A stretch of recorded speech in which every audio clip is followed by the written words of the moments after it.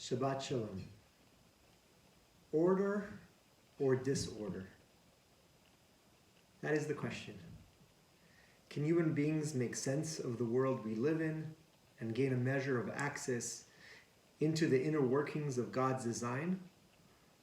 Or must the meaning and seeming disorder of our existence ultimately remain impenetrable to our human mind? Shalom Rosenberg, the Jewish Israeli philosopher, argues that the two special Torah readings added to the regular Shabbat reading offer distinct and conflictual answers to this question.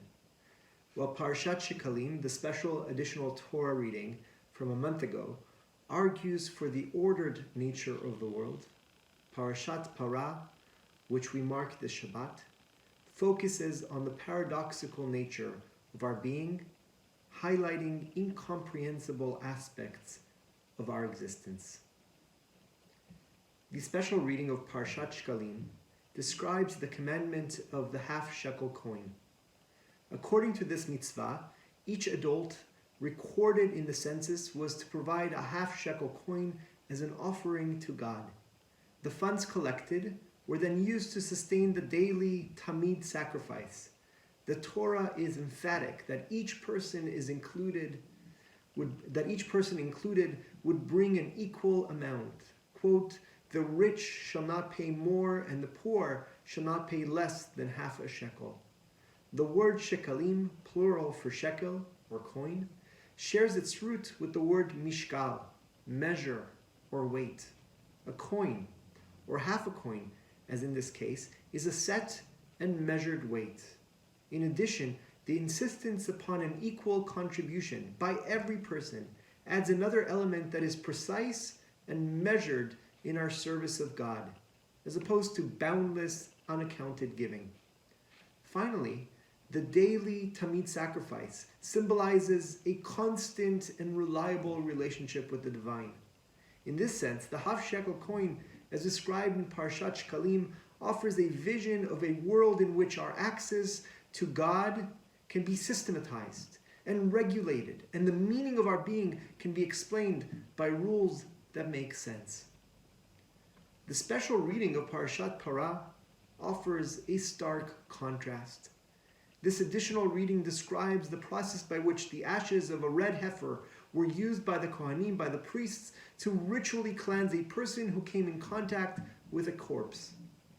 This rite, more than any other, stood out to our sages as a ritual devoid of rhyme or reason.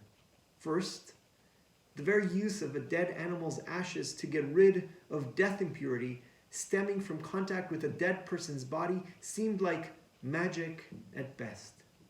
Second, the rabbis point out that all those who busy themselves in preparing the red heifer's ashes become ritually defiled themselves. Surprisingly, the very ashes that help cleanse the person being purified also ritually contaminate all others who come in contact with it, with the exception of the person directly involved in the act of purification.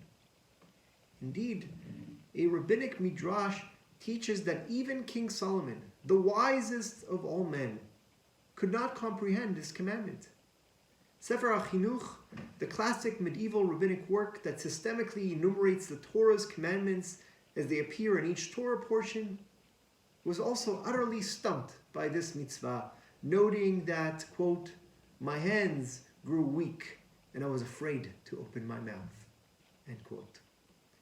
Shalom Rosenberg teaches that it is quite possible that the inexplicability of this mitzvah is meant to reflect the inexplicable nature of our encounter with death, and that the ritual's paradoxical nature, the pure is defiled and the defiled becomes pure, is meant to echo the paradoxical nature of our very being.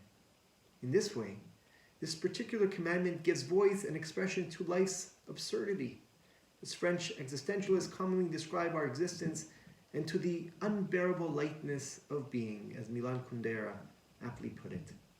Parashat Parah therefore offers a vision of a world in which our access to the realm of God remains impenetrable, and the meaning of our being is rendered senseless by rituals devoid of any reason or rational explanation. So which one is it? Order or disorder?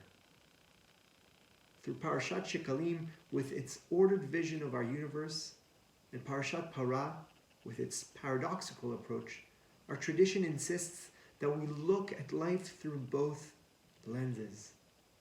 As human beings, we are called to give a detailed accounting of all that there is, and yet simultaneously remain mindful of all that can never be accounted for at all.